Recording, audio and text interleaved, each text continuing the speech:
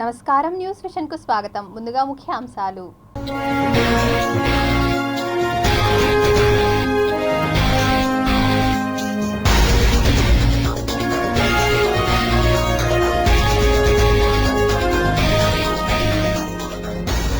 బంగ్లాలో కొనసాగుతున్న హింస, ఆర్మీ జవాన్లపై దాడి.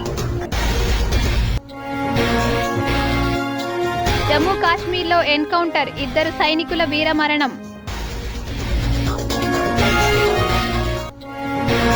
ఆగస్టు 15 నుండి శ్రీవారి ఆలయంలో పవిత్రోత్సవాలు, 3 రోజుల పాటు ఆర్జిత సేవలు రద్దు. 16న వరలక్ష్మి వ్రతానికి ఏర్పాట్లు పూర్తి, పద్మావతి అమ్మవారి ఆలయంలో ప్రత్యేక పూజలు. సెప్టెంబర్ 7 నుండి కాణిపాకం బ్రహ్మోత్సవాలు ప్రారంభం, 8న ధ్వజారోహణ, 16న ధ్వజావరోహణ. తిరుపతిలో పోలీసులు తనిఖీలు, కార్డెన్ సెట్స్లో 50 ద్విచక్ర వాహనాలు స్వాధీనం. ప్రభుత్వం, ప్రజలు, అధికారులు, న్యాయమూర్తులు, ఇప్పుడు సైన్యం. బంగ్లాదేశ్లో ఎవరూ సురక్షితంగా లేరు. కొన్ని రోజులుగా జరుగుతున్న హింస ఇప్పుడు అదుపు తప్పింది. ఆర్మీ జవాన్లపై కూడా దాడి జరిగినట్టు వార్తలు వస్తున్నాయి. గోపాల్గంజ్ ప్రాంతంలో ఆర్మీ వాహనంపై ఈ దాడి జరిగింది.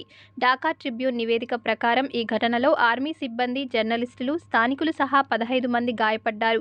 షేక్ హసీనాను తిరిగి తీసుకురావాలని డిమాండ్ చేస్తూ వేలాది మంది అవామీ లీగ్ కార్యకర్తలు వీధుల్లో ఉండగా ఈ సంఘటన జరిగింది. వేలాది మంది అవామీ లీగ్ నాయకులు, కార్యకర్తలు, స్థానిక ప్రజలు మాజీ ప్రధాని షేక్ హసీనాను దేశానికి తిరిగి రావాలని డిమాండ్ చేస్తున్నారు. ఢాకా ఖుల్నా హైవేను వారు దిగ్బంధించారు. ఇంతలో ఆర్మీ వాహనం అక్కడికి చేరుకుని రోడ్డు తెరిచి నిరసన విరమించాలని ఆందోళనకారులకు విజ్ఞప్తి చేసింది. అయితే జనం వారిపై ఇటుకలు విసరడం ప్రారంభించారు. అనంతరం జనాలను చెదరగొట్టేందుకు ఆర్మీ సిబ్బంది లాఠీచార్జీ చేశారు. ప్రతిస్పందనగా నిరసనకారులు ఒక సైనిక వాహనాన్ని ధ్వంసం చేశారు. గోపాల్గంజ్ క్యాంప్కు చెందిన లెఫ్టినెంట్ కర్నల్ మత్సూకు రెహమాన్ ఈ ఘటనను ధృవీకరించారు. సుమారు 3000 నుంచి 4000 మంది ప్రజలు గుమిగూడి రోడ్డును బ్లాక్ చేసినట్లు చెప్పారు. పరిస్థితిని అదుపు చేసేందుకు ఆర్మీ సభ్యులు కాల్పులు జరిపారని గోపీనాథ్పూర్ సంఘ్ మాజీ అధ్యక్షుడు లచ్చూ షరీఫ్ తెలిపారు. ఓ చిన్నారి సహా 2 వ్యక్తులు కాల్పులకు తెగబడ్డారు. ఈ ఘటనలో ఎవరూ చనిపోలేదు. బంగ్లాదేశ్లోనూ హిందువులపై దాడులు జరుగుతున్నాయి. చాలా ఆలయాలకు నిప్పు పెట్టారు. ఇదిలా ఉండగా హింసాకాండలో ప్రభావితమైన మైనార్టీ వర్గాలపై జరుగుతున్న దాడులను తాత్కాలిక ప్రభుత్వ అధిపతి మహమ్మద్ యూనస్ శనివారం ఖండించారు. మైనార్టీలపై జరుగుతున్న దాడులు హేయమైనవని, హిందూ, క్రైస్తవ, బౌద్ధ కుటుంబాలకు యువత భద్రత కల్పించాలని కోరారు. బంగ్లాదేశ్ హిందూ, బౌద్ధ, క్రిస్టియన్ యూనిటీ కౌన్సిల్, బంగ్లాదేశ్ పూజా ఉద్యాపన్ పరిషత్ ప్రకారం 2 హిందూ సంస్థలు బంగ్లాదేశ్లోని మైనార్టీ వర్గాల సభ్యులు ఆగస్టు 5న షేక్ హసీనా నేతృత్వంలోని ప్రభుత్వం పతనం అయినప్పటి నుంచి కనీసం 50 జిల్లాల్లో దాడులను ఎదుర్కొన్నారు. కనీసం 205 దాడులు జరిగాయి. జమ్మూ కాశ్మీర్లోని కిష్త్వార్ జిల్లాలోని మారుమూల అటవీ ప్రాంతంలో భద్రతా బలగాలు, ఉగ్రవాదుల మధ్య ఎదురు కాల్పులు జరిగాయి. అనంతనాగ్లో ఎన్కౌంటర్ జరిగిన ఒక రోజు తర్వాత ఈ ఎన్కౌంటర్ జరిగింది. ప్రస్తుతం భద్రతా బలగాలు అనంతనాగ్లో ప్రాంతాన్ని చుట్టుముట్టాయి. ఉగ్రవాదుల కోసం గాలిస్తున్నారు. సమాచారం ప్రకారం ఉగ్రవాదుల కార్యకలాపాల గురించి సమాచారం అందుకున్న పోలీసులు, సైన్యం, పారామిలిటరీ బలగాల సహాయంతో నౌనట్టా, నాగేని, పేయస్ పరిసర ప్రాంతాల్లో సోదాలు ప్రారంభించారు. కొంత సమయం తర్వాత ఎన్కౌంటర్ మొదలైంది. ఇరువైపులా కాల్పులు జరిగాయి. ప్రస్తుతం ఆ ప్రాంతానికి అదనపు బలగాలను పంపించి ఉగ్రవాదుల కోసం గాలింపు చర్యలు చేపట్టారు. దక్షిణ కాశ్మీర్లోని అనంతనాగ్ జిల్లాలోని కొకెర్నాగ్ అడవుల్లో జరిగిన భీకర ఎన్కౌంటర్లో 2 సైనికులు, హవల్దార్ దీపక్ కుమార్ యాదవ్, లాన్స్ నాయక్ ప్రవీణ్ శర్మ వీరమరణం పొందారు. 2 పౌరులు, 4 సైనికులు సహా 6 గాయపడ్డారు. ఉగ్రవాదులు అక్కడి నుంచి తప్పించుకోకుండా భద్రతా బలగాలు ఆ ప్రాంతమంతా చుట్టుముట్టాయి. అయితే ప్రస్తుతం సైనికులు గాయపడినట్లు ఆర్మీ చెబుతోంది. కొకెర్నాగ్లోని ఆహ్లాన్ గదోల్ ప్రాంతంలో ఉగ్రవాదులు ఉన్నట్టు సమాచారం అందిందని పోలీసులు తెలిపారు. భద్రతా బలగాలు పెద్ద ఎత్తున సెర్చ్ ఆపరేషన్ ప్రారంభించాయి. బలగాలు సమీపంలోకి రావడం చూసి దాక్కున్న ఉగ్రవాదులు వారిపై కాల్పులు ప్రారంభించారు. సైనికులు వెంటనే బాధ్యతలు స్వీకరించి ఉగ్రవాదులకు ధీటుగా సమాధానమిచ్చారు. ఆటల వలన శరీర దృఢత్వం ఏర్పడుతుందని వాకర్స్కు సూచించారు తిరుపతి ఎమ్మెల్యే ఆరణి శ్రీనివాసులు. ఈ రోజు ఉదయం 6 గంటలకు తిరుపతి కరకంబాడి రోడ్డులోని వినాయక సాగర్ నందు గల వాకర్స్కు వినాయక సాగర్ అసోసియేషన్ ఆధ్వర్యంలో క్రీడల ఆటల పోటీలు పురుషులకు స్త్రీలకు విడివిడిగా నిర్వహించారు. ఈ కార్యక్రమానికి ముఖ్య అతిథిగా తిరుపతి ఎమ్మెల్యే ఆరణి శ్రీనివాసులు, వాకర్స్ ఇంటర్నేషనల్ మాజీ గవర్నర్ ఆర్కాట్ కృష్ణప్రసాద్ విచ్చేశారు. తర్వాత ఎమ్మెల్యే ఆరణి శ్రీనివాసులు చేతుల మీదుగా క్రీడా ఆటల పోటీలను పచ్చజెండా ఊపి కార్యక్రమాన్ని ప్రారంభించారు. ఈ సందర్భంగా తిరుపతి ఎమ్మెల్యే ఆరణి శ్రీనివాసులు మాట్లాడుతూ ప్రతిరోజు నడకతో తన దినచర్యను ప్రారంభిస్తున్నట్లు తెలిపారు. నడక వలన నడత కూడా అలవాటవుతుందని తెలిపారు. స్వాతంత్ర దినోత్సవాన్ని పురస్కరించుకుని వాకర్స్కు ఆటలు, క్రీడల పోటీలు వాకర్స్ అసోసియేషన్ ద్వారా తన చేతుల మీదుగా నిర్వహించడం ఆనందంగా ఉందని తెలిపారు. పోటీలలో గెలిచిన వారికి ఆగస్టు 15న వినాయక సాగర్ వాకర్స్ అసోసియేషన్ ఆధ్వర్యంలో బహుమతులు ప్రదానం చేయనున్నట్లు తెలిపారు. ఈ కార్యక్రమంలో ఎమ్మెల్యే ఆరణి శ్రీనివాసులు, జనసేన నాయకులు మరియు వాకర్స్ ఇంటర్నేషనల్ మాజీ governor Arcot Krishnaprasad, Vinayaka Sagar walkers association కార్యదర్శి బాలాజీ నాయుడు, కోశాధికారి శివారెడ్డి, కృష్ణంరాజు, తెలుగుదేశం నాయకులు రత్నం, వెంకట్రాయులు, యోగా వెంకటేశ్వర్లు తదితరులు పాల్గొన్నారు. వినాయక సాగర్ పార్క్ ఆవరణంలో ఉదయం 6 గంటలకు వాకర్స్తో పాటు వాకింగ్ చేయడం జరిగింది. చాలా కార్యక్రమాలు ఆగస్టు 15కు ముందుగానే కొన్ని కార్యక్రమాలు కూడా వాకర్స్ అసోసియేషన్ ప్రెసిడెంట్ మరి సెక్రటరీ సభ్యులందరూ కూడా కలిసి కొన్ని పోటీలు కూడా నిర్వహించడం జరిగింది. ఆ పోటీల్లో కూడా మహిళలు, యువకులు అందరూ కూడా పాల్గొనడం, దానికి కూడా ట్రైనింగ్ ఇవ్వడం జరిగింది. ఆగస్టు 15న ఉదయం 6:30 గంటలకు ఫ్లాగ్ హాయిస్టింగ్ కూడా ఇక్కడ చేయాలని వాకర్స్ అసోసియేషన్ వాళ్ళు నిర్ణయించారు. ఖచ్చితంగా కూడా దాంట్లో కూడా పాల్గొని వాకర్స్తో పాటు నేను కూడా పాల్గొంటానని తెలియజేసుకుంటున్నాను. అన్ని వసతులతో ఈ వినాయక సాగర్ పార్క్ ని అభివృద్ధి చేయాలనే ఒక ముఖ్య ఉద్దేశంతో ప్రజలు కోరుకుంటున్నారు. వాకర్స్, ముఖ్యంగా వాకర్స్ అసోసియేషన్ సభ్యులు కోరుకుంటున్నారు. వారి కోరిక మేరకు ఖచ్చితంగా కూడా దీన్ని ఒకటి తర్వాత ఒకటి చేర్పించాలనేసి కూడా ఆలోచిస్తున్నాము. ఖచ్చితంగా చేస్తామనేసి కూడా తెలియజేస్తున్నాము. శ్రీవారి ఆలయంలో ఆగస్టు 15 నుంచి పవిత్రోత్సవాలు వైభవంగా జరగనున్నాయి. ఆగస్టు 17వ తేదీతో ముగుస్తాయి. ఆగస్టు 14న అంకురార్పణతో ఈ ఉత్సవాలు ప్రారంభమవుతాయి. ఏడాది పొడవునా ఆలయంలో జరిగే అర్చనలు, ఉత్సవాల్లో యాత్రికుల వల్ల గానీ, సిబ్బంది వల్ల గానీ తెలియక కొన్ని దోషాలు జరుగుతుంటాయి. వీటి వల్ల ఆలయ పవిత్రతకు ఎలాంటి లోపం రానియకుండా ఆగమశాస్త్రం ప్రకారం పవిత్రోత్సవాలు నిర్వహిస్తారు. పవిత్రోత్సవాలు తిరుమలలో 15, 16 శతాబ్దాల వరకు జరిగినట్టు ఆధారాలున్నాయి. 1962వ సంవత్సరం నుంచి దేవస్థానం ఈ ఉత్సవాలను పునరుద్ధరించింది. ఉత్సవాల్లో భాగంగా 3 రోజుల పాటు ఆలయంలోని సంపంగి ప్రాకారంలో ఉదయం 9 నుంచి 11 గంటల వరకు స్నపన తిరుమంచనం నిర్వహిస్తారు. సాయంత్రం ప్రత్యేకంగా అలంకరించిన ఆభరణాలతో శ్రీదేవి భూదేవి సమేత శ్రీ మలయప్ప స్వామివారు ఆలయ 4 మాడ వీధుల్లో విహరించి భక్తులకు దర్శనమిస్తారు. ఆగస్టు 15న పవిత్రాల ప్రతిష్ఠ, ఆగస్టు 16న పవిత్ర సమర్పణ, ఆగస్టు 17న పూర్ణాహుతి కార్యక్రమాలు నిర్వహిస్తారు. పవిత్రోత్సవాల్లో ఆగస్టు 14న అంకురార్పణ కారణంగా సహస్ర దీపాలంకార సేవను టీటీడీ రద్దు చేసింది.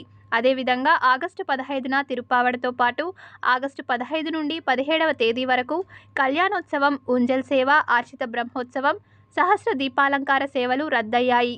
మరోవైపు ఆన్లైన్లో దర్శన టికెట్లను బుక్ చేసుకునేందుకు మధ్యవర్తులను సంప్రదించవద్దని టీటీడీ భక్తులకు మరోసారి విజ్ఞప్తి చేసింది. ఇటీవలి వెరిఫికేషన్లో 545 మంది యూజర్ల ద్వారా దాదాపు 14,449 అనుమానిత శ్రీవాణి లావాదేవీలు జరిగినట్లు గుర్తించబడింది. అటువంటి వాటిని బ్లాక్ చేసి వారికి మెసేజ్ ఫార్వర్డ్ చేసింది. కొంతమంది వినియోగదారులు 225 శ్రీవాణి టికెట్లను బుక్ చేసుకున్నారు. ఈ అనుమానిత వ్యక్తులు దర్శనానికి వచ్చినప్పుడల్లా టీటీడీ విజిలెన్స్ తనిఖీలు చేస్తోంది.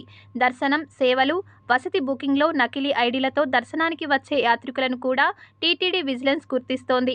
ఇందువల్ల యాత్రికులు మధ్యవర్తుల వద్దకు వెళ్లవద్దని, ఆన్లైన్ లేదా కరెంట్ బుకింగ్ ద్వారా దర్శనం టికెట్లను బుక్ చేసుకోవాలని టీటీడీ విజ్ఞప్తి చేస్తోంది. అవకతవకలకు పాల్పడే వారిపై టీటీడీ క్రిమినల్ చర్యలు తీసుకుంటుంది.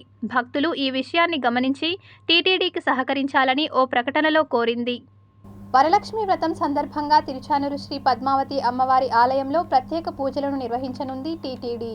తిరుచానూరులోని శ్రీ పద్మావతి అమ్మవారి ఆలయంలో ఆగస్టు 16వ తేదీ శుక్రవారం వరలక్ష్మి వ్రతం వైభవంగా జరగనుంది. ఈ సందర్భంగా ఆలయంలో ప్రత్యేక కార్యక్రమాలు నిర్వహించనున్నారు. ఇందులో భాగంగా తెల్లవారుజామున మూలవర్లకు, ఉత్సవాలకు అభిషేకం నిర్వహించనున్నారు. ఉదయం 10 నుండి మధ్యాహ్నం 12 గంటల వరకు ఆలయంలోని ఆస్థాన మండపంలో వరలక్ష్మి వ్రతం వైభవంగా జరగనుంది. వ్రతం నిర్వహణ కోసం అధికారులు ఏర్పాట్లు చేస్తున్నారు. ఈ వ్రతంలో పాల్గొన్న గృహస్థులకు ఒక ఉత్తరీయం, ఒక రవికె, ఒక లడ్డు, ఒక వడ బహుమానంగా అందజేస్తారు. వరలక్ష్మి వ్రతం సందర్భంగా సాయంత్రం 6 గంటలకు అమ్మవారు స్వర్ణ రథంపై ఆలయ 4 మాడ వీధుల్లో విహరించి భక్తులకు దర్శనమిస్తారు. ఈ వ్రతం కారణంగా అమ్మవారి ఆలయంలో ఆర్జిత సేవలైన అభిషేకం, అభిషేకానంతర దర్శనం, లక్ష్మీ పూజ, కళ్యాణోత్సవం, కుంకుమార్చన, వేద ఆశీర్వచనం, బ్రేక్ దర్శనం, సహస్ర దీపాలంకరణ సేవలను టీటీడీ రద్దు చేసింది. తిరుపతి సుందరయ్య నగర్ రైల్వే కాలనీలో కార్డన్ సెర్చ్ నిర్వహించారు పోలీసులు. తిరుపతి జిల్లా ఎస్పీ సుబ్బరాయుడు ఆదేశాలతో టౌన్ డీఎస్పీ ఆధ్వర్యంలో కార్డన్ సెర్చ్లో east, west, Alipiri, university police station CI, SI, కానిస్టేబుళ్లు పాల్గొన్నారు. కార్డన్ సెర్చ్లో భాగంగా ఇంటింటికి వెళ్లి తనిఖీ చేశారు. తనిఖీల్లో రౌడీ షీటర్లకు, అల్లరి మూకలకు కౌన్సిలింగ్ ఇచ్చారు. సరైన ధ్రువపత్రాలు లేని 55 టూ-వీలర్లను సీజ్ చేశారు పోలీసులు. తిరుపతి పట్టణం సంబంధించి తిరుపతి ఈస్ట్ పోలీస్ స్టేషన్ లిమిట్స్లో సుందరయ్య నగర్లో ఎంటైర్ తిరుపతి సబ్ డివిజన్ సిబ్బందితో ఇన్స్పెక్టర్ ఈస్టు, ఇన్స్పెక్టర్ వెస్టు, మిగిలిన ఎస్ఐలు అందరూ కలిసి నాకాబందీ చేయడం జరిగింది. సో నాకాబందీ చేస్తున్న సమయంలో చాలా వాహనములు బయట కట్ ఆఫ్ దగ్గర నుంచి బయటకు వస్తుంటే దాన్ని ఆపి వాళ్ళకి రికార్డు లేని వాహనాలను దాదాపు 55 వెహికల్స్ ఆపడం జరిగింది. వాళ్ళు సబ్సిక్వెంట్గా 5 మినిట్స్ 10 మినిట్స్ అలా రికార్డ్స్ సబ్మిట్ చేస్తూ ఉంటే కొన్ని కరెక్ట్గా చెక్ చేసి సంబంధిత ఇన్స్పెక్టర్లు కొన్ని వదలడం జరుగుతుంది. ఇక్కడ క్రైమ్ ఫ్రీ డీగా పవిత్ర పుణ్యక్షేత్రం మంచిగా జాగ్రత్తగా లా అండ్ ఆర్డర్ మంచిగా ఉండేటట్లుగా చూడడానికి మా ఎస్పీ గారి ఆదేశాల మేరకు జాగ్రత్తగా చేస్తామని, ప్రజల సహకారం మరింత అందించాలనేది ప్రత్యేకంగా నూతనంగా వచ్చాము ఇక్కడ నగరానికి. అందరూ ప్రజలు సహకరించి మాకు పోలీసుకు సమాచారం చేరవేసి మా సోర్సెస్ మాకుంటాయి. ఈ నడిచండి దట్ ప్రజలు కానీ అందరూ స్పందించడం వల్ల తొందరగా ఏదైనా అరికట్టడానికి వీలుంటుంది. నేను ప్రత్యేకంగా తిరుపతి ప్రజలకు కోరుకుంటూ వారు సహకరించాలని ప్రత్యేకంగా తెలియజేసుకుంటున్నాను. వైభవంగా ముగిశాయి రాయలసీమ రంగస్థలి జాతీయ సంగీత సాహిత్య నృత్యోత్సవాలు. తిరుపతి మహతి కళాక్షేత్రంలో 3 రోజుల పాటు జరిగిన రాయలసీమ రంగస్థలి శ్రీకృష్ణదేవరాయ జాతీయ సంగీత సాహిత్య నృత్యోత్సవాలు శుక్రవారం వైభవంగా ప్రారంభమై నేటితో ముగిసింది. 34 సంవత్సరాలుగా రాయలసీమ రంగస్థలి శ్రీకృష్ణదేవరాయ జాతీయ సంగీత సాహిత్య నృత్యోత్సవాలు జరుగుతున్నాయని నిర్వాహకులు వివరించారు. ఉమ్మడి తెలుగు రాష్ట్రాల నుంచి వందల మంది కళాకారులు ఇందులో పాల్గొంటున్నారు. వారికి బసతో పాటు భోజన సదుపాయం కల్పించారు. ఉత్సవాల్లో పాల్గొన్న వారందరికీ ప్రోత్సాహక నగదు బహుమతితో పాటు శ్రీకృష్ణదేవరాయ మెమెంటోలను, మెడల్స్ను అందించారు. ఈ కార్యక్రమంలో రాయలసీమ రంగస్థలి చైర్మన్ గుండాల గోపీనాథ్, కళాకారులు కేఎన్ రాజా, సుబ్రహ్మణ్యం రెడ్డి, సురేష్ స్వామి, చంగారెడ్డి, రాజశేఖర్ రెడ్డి, కొత్తపల్లి మునిరత్నం తదితరులు పాల్గొన్నారు. నృత్య కళోత్సవాలు 34వ వార్షికోత్సవం ఎంతో వేడుకగా మహతీ కళాక్షేత్రంలో 9వ తేదీ నుంచి నిర్వహిస్తున్నాం. అయితే ఈరోజు చివరి రోజు అందరికి కూడా బహుమతులు, విజేతలకు నగదు బహుమతులు, స్వామివారి మెమెంటోలు అందజేస్తూ ఉన్నాం. విశాఖపట్నం, వరంగల్, హనుమకొండ, గుంటూరు, విజయవాడ, నెల్లూరు జిల్లాల నుంచి కళాకారులు విచ్చేసి ఉన్నారు. ఈరోజు చివరి రోజు సాయంకాలం 7 గంటలకి బహుమతులు ఉంటాయి. బహుమతులు రాని వారికి కూడా పార్టిసిపేషన్గా స్వామివారి మెమెంటోలు అందజేస్తున్నాము. ఈ కృష్ణదేవరాయ కళా దర్బార్లో వారి యొక్క కీర్తిని, వారు ఏం చేశారో, వారి యొక్క కళా పోషణ, కృష్ణదేవరాయల గురించి ముఖ్య అతిథులు ఉపన్యసిస్తారు. అందరూ కూడా విచ్చేవలసిందిగా కోరుతున్నాను. చింతలచేను రోడ్డులో రామతులసి కళ్యాణ మండపంలో టెంపుల్ స్పోర్ట్స్ అకాడమీ ఆధ్వర్యంలో సౌత్ జోన్ పోటీలు నిర్వహించారు. First open taekwondo championship zonal లెవెల్లో చేస్తున్నాము. ఇది సక్సెస్ఫుల్గా కావాలని స్టూడెంట్స్ అందరూ వచ్చారు. వాళ్ళందరి తరఫున కూడా శుభాకాంక్షలు చెప్తున్నాను. వివిధ ప్లేసుల నుంచి అందరూ ఈ యొక్క దీనికి పాల్గొనడానికి వచ్చారు. తెలంగాణ, ఆంధ్ర, కర్ణాటక నుంచి కూడా వచ్చారు. మొత్తం అంతా 500 మంది దాకా ప్లేయర్స్ వచ్చారు. తర్వాత కోచెస్, రెఫరీస్ కూడా 25 మంది దాకా ఉన్నారు. రెఫరీస్ ఒక 30 మంది ఉన్నారు. వాళ్ళందరూ ఆధ్వర్యంలో ఈ యొక్క ఫస్ట్ ఓపెన్ టేక్వాండో ఛాంపియన్షిప్ జరపబడుతుంది. మేము ఇది సెకండ్ టైం కండక్ట్ చేస్తున్నాము. దీనివల్ల పిల్లల ఇది మొత్తం స్ట్రెంగ్త్ అంతా వచ్చిన పిల్లలు బాగా స్పోర్ట్స్ ఇది ఆడి వాళ్ళు మెడల్స్ తీసుకొని ఒక మంచి స్థాయికి రావాలని నేను కోరుకుంటున్నాను. కడప నుంచి మా టీం తీసుకొచ్చాము. గోపీనాయుడు గారు ఇక్కడ టేక్వాండో నేర్పిస్తున్నారు, ప్లస్ కరాటే నేర్పిస్తున్నారు, ఫినిషింగ్ నేర్పిస్తున్నారు, బాక్సింగ్ నేర్పిస్తున్నారు. ఈయన మంచిగా నేర్పిస్తున్నారు. తర్వాత బాగా డెవలప్ చేశారు. ఈ తిరుపతిలో సెకండ్ టైము ఆర్గనైజేషన్ చేశారు, చాలా ఎక్సలెంట్గా చేశారు. ఇంతమంది స్ట్రెంత్ను తీసుకురాగలిగినారంటే ఇంతమంది దృష్టిలో ఆయన ఎంత గొప్ప పేరు తెచ్చుకున్నారో మనమే అర్థం చేసుకోవాలి. Symbiosis between Sanskrit and computer new perspective అన్న అంశంపై 2 రోజుల పాటు తిరుపతి సాంస్క్రిట్ యూనివర్సిటీలో జాతీయ సదస్సు నిర్వహించారు. ఈ కార్యక్రమంలో university vice chancellor G S R Krishnamurthy తదితరులు పాల్గొన్నారు. కేంద్ర ప్రభుత్వం ఆదేశానుసారం ప్రతి సంవత్సరం కూడా మా విశ్వవిద్యాలయం సంస్కృత సప్తాహ ఉత్సవాలు చేస్తుంటుంది, వారోత్సవాలు. ఈ వారోత్సవాలు నేటి నుంచి ఆరంభమయ్యి 19వ తారీఖు వరకు కూడా జరుగుతుంటాయి. దీనికే అంగంగా మనం రాష్ట్ర జాతీయ సదస్సును ఒకటి ఏర్పాటు చేస్తూ ఉంటాం. ఈ సంవత్సరం అదృష్టవశాత్తు సీడాక్ వారు మాతోటి సంబంధాన్ని కల్పించుకున్నారు. ఆ సీడాక్ లక్ష్యాలు మా లక్ష్యాలు ఒకటే. ఒక రకంగా చూసినట్టయితే సంస్కృతం మనకి కంప్యూటర్స్ చాలా అనుకూలమైన భాష అని అందరూ చెబుతూ ఉంటారు. ఆ భాష ఎంతవరకు అనుకూలంగా ఉంటుంది అనే విషయం మీద సీడాక్ వారితో రేపు 2 రోజులు ఒక జాతీయ సదస్సును నిర్వహిస్తున్నాం. అక్కడి నుంచి కంప్యూటర్లో ఉండేటువంటి నిష్ణాతులు సైంటిస్టులు అక్కడి నుంచి వస్తారు. ఇక్కడి నుంచి ట్రెడిషనల్ పార్టీస్ మన విద్వాంసులు పాల్గొంటారు. ఈ ఇద్దరు కలిసి విచార మంథనం చేసి ఒక నిర్ణయానికి వచ్చినట్లయితే ఇద్దరం కలిసి చేయవలసిన పనులు ఎన్నో ఉన్నాయి అని మేము అనుకుంటున్నాం. వేదాలను మనకి ఇంటర్నెట్లో పెట్టడం, అలాగే ఆ స్వరాలని అన్నింటినీ కూడా పదిలపరచడం, ఇవన్నీ కూడా కార్యక్రమాలు మేము నిర్వహిస్తాం. మేము ఇరుపక్షాలు కూడా ఒక ఒప్పందానికి రావడానికి MOUలో ఎంటర్ అవ్వడానికి రేపు మేము ఆ కార్యక్రమం చేపడతాం. ఈ కార్యక్రమం సఫలం అవ్వాలి అని చెప్పి మేమంతా కోరుకుంటున్నాం. సమాలోచనలో మేధావుల వేదిక ఆధ్వర్యంలో role of intellectual in shaping Viksit Bharat అన్న అంశంపై సమావేశాన్ని నిర్వహించారు. సామాజిక బాధ్యతను గుర్తు చేస్తూ నడుస్తున్న వేదికే ఈ సమాలోచన. ప్రజ్ఞా ప్రవాహ్ అనే గొడుగు కింద వివిధ రాష్ట్రాల్లో వివిధ పేర్లతో ఈ ఫోరం వ్యవహారంలో ఉంది. మన ఆంధ్ర ప్రాంతంలో సమాలోచన అని, తెలంగాణలో ప్రజ్ఞా భారతి అని, తమిళనాడులో దేశాయి చింతన్ అని వ్యవహారంలో ఉంది. మన రాష్ట్రంలో అన్ని జిల్లా కేంద్రాలలో సమాలోచన టీంలు పనిచేస్తున్నాయి.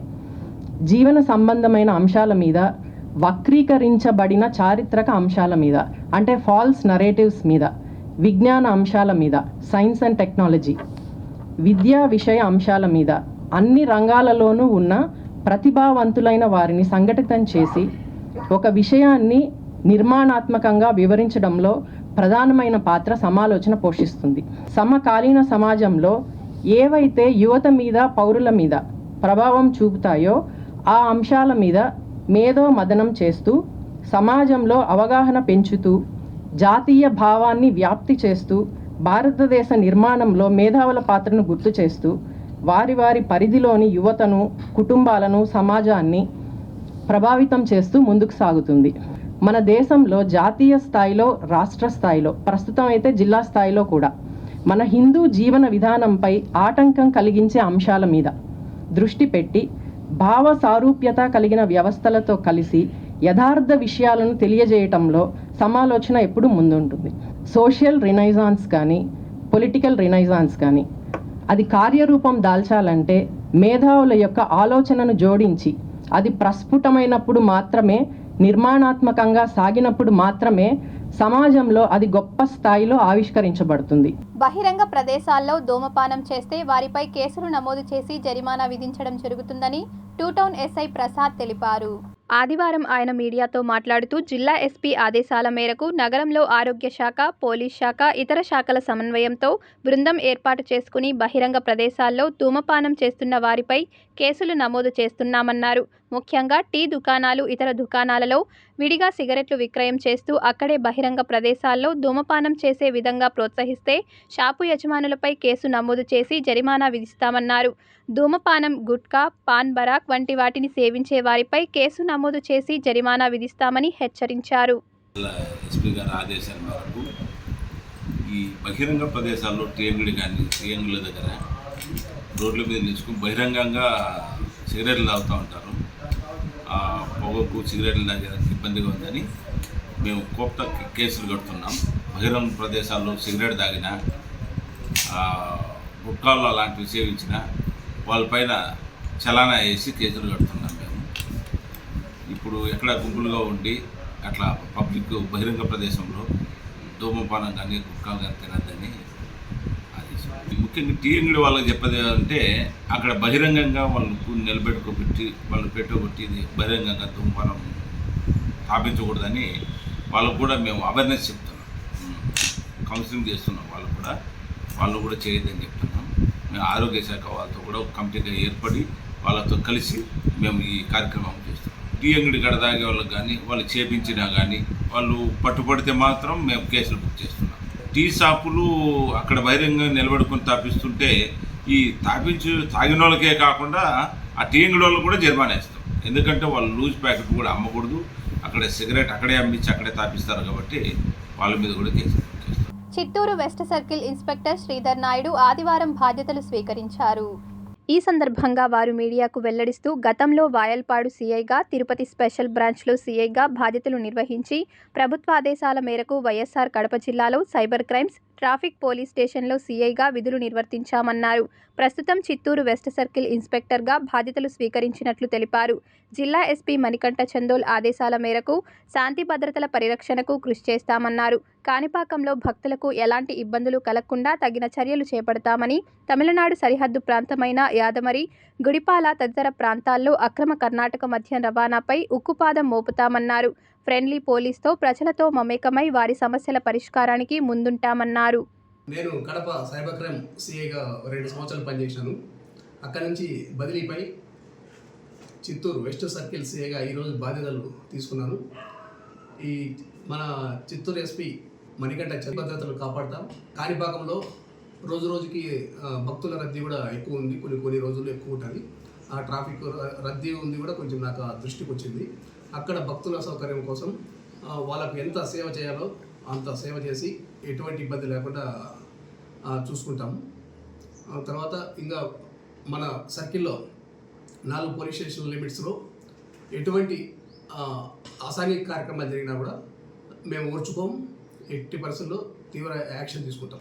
ఫ్రెండ్లీ పోలీసింగ్ అంటే మనము ప్రజలతోనే మనం కలిసి ఉండాలనే ఉద్దేశము. అట్లా ఉంటేనే మనకు శాంతి భద్రతలు బాగుంటాయి, మనకు రావాల్సిన ఇన్ఫర్మేషన్ కూడా వస్తుంది. గాంధీకి నిజమైన వారసుడు మా జనసేనాని అని ఏపీలో వాడవాడలా ఘనంగా స్వాతంత్ర వేడుకలు ఘనంగా నిర్వహించాలని జనసేన పార్టీ నేత కిరణ్ రాయల్ పిలుపునిచ్చారు. పల్లెల్లో నుంచే ఏ రాజధాని అయినా సరే, వేరే దేశమైనా సరే, ఏదైనా సరే పల్లెల నుంచే మొదలవుతుంది.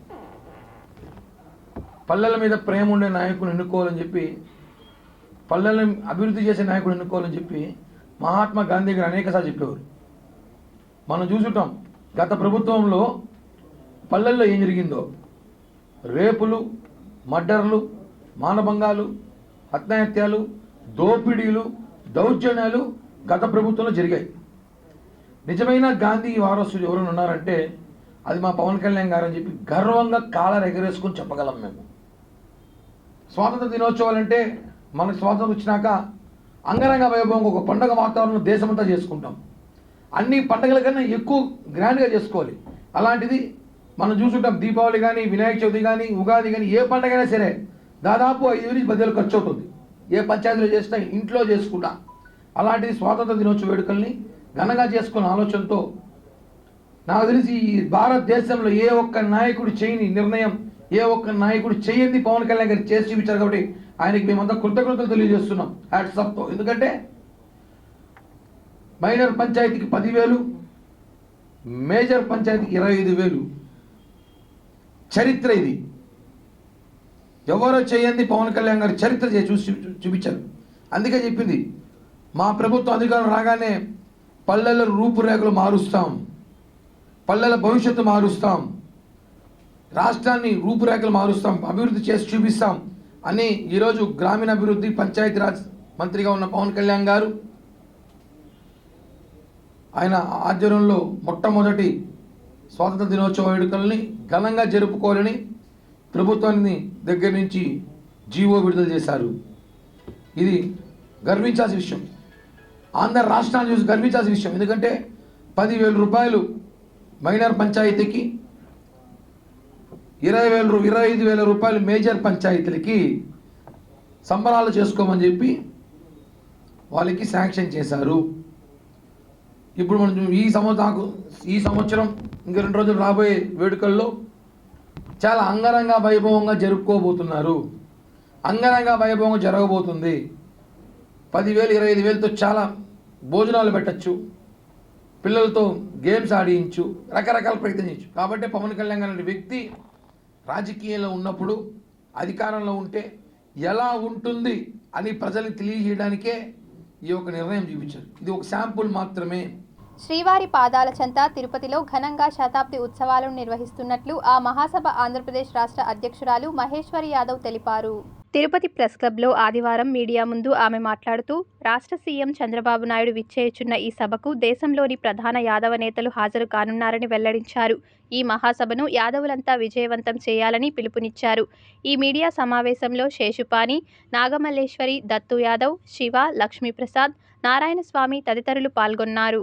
ఈ అఖిల భారత యాదవ మహాసభ అప్రతిహతంగా యాదవాభ్యున్నతి కోసం వర్క్ చేసింది.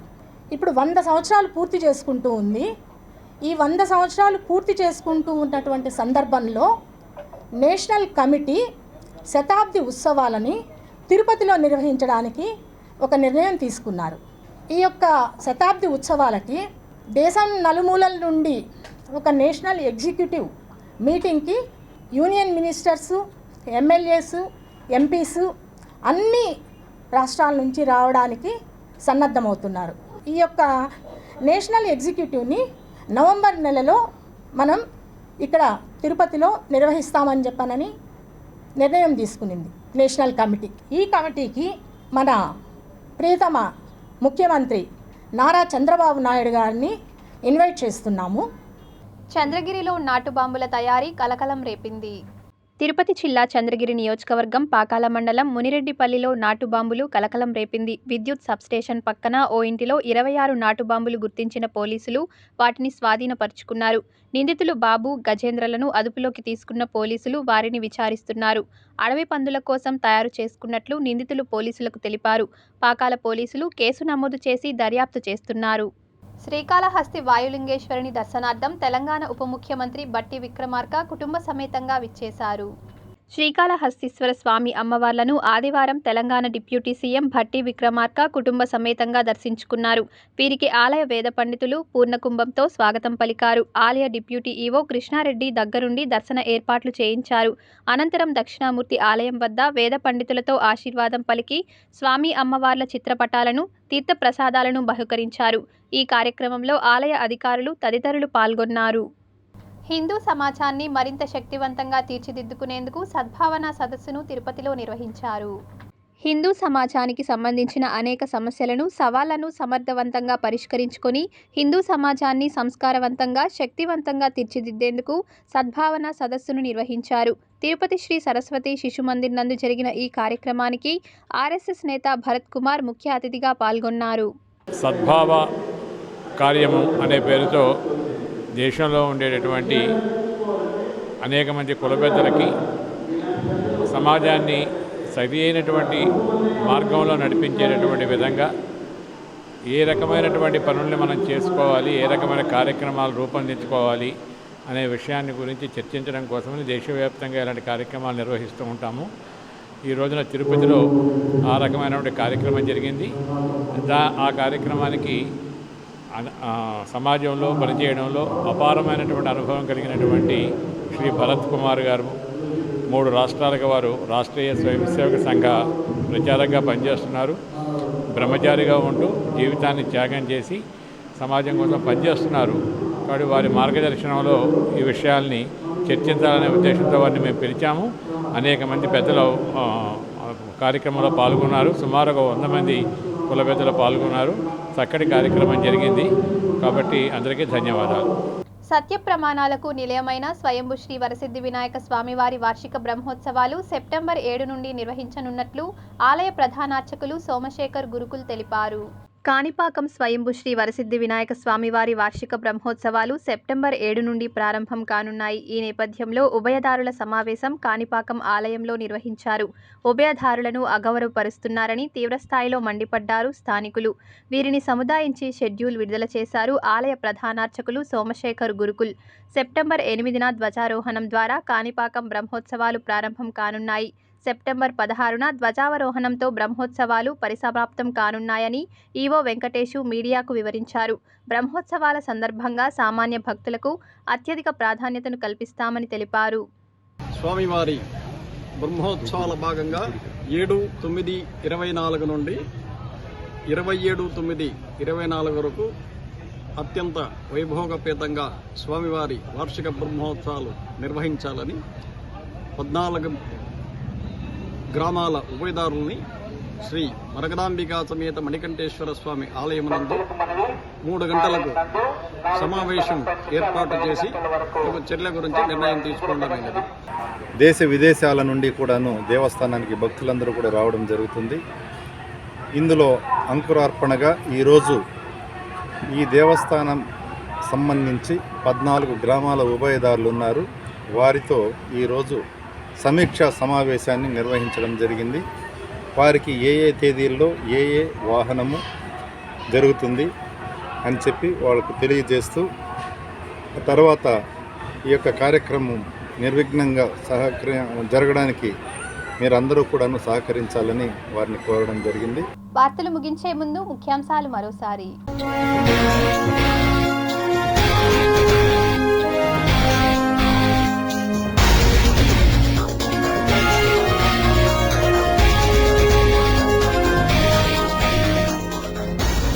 బంగ్లాలో కొనసాగుతున్న హింస, ఆర్మీ జవాన్లపై దాడి.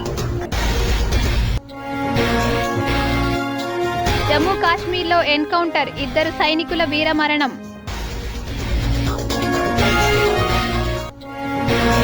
ఆగస్టు 15 నుండి శ్రీవారి ఆలయంలో పవిత్రోత్సవాలు, 3 రోజుల పాటు ఆర్జిత సేవలు రద్దు. 16న వరలక్ష్మి వ్రతానికి ఏర్పాట్లు పూర్తి, పద్మావతి అమ్మవారి ఆలయంలో ప్రత్యేక పూజలు. సెప్టెంబర్ 7 నుండి కాణిపాకం బ్రహ్మోత్సవాలు ప్రారంభం, 8న ధ్వజారోహణ, 16న ధ్వజావరోహణ. తిరుపతిలో పోలీసులు తనిఖీలు, గార్డెన్ సెట్స్లో 50 ద్విచక్ర వాహనాలు స్వాధీనం. ఈ వార్తలు ఇంతటితో సమాప్తం. సమగ్ర సమాచారంతో న్యూస్ విషన్లో మళ్ళీ కలుద్దాం. అంతవరకు సెలవు. నమస్కారం.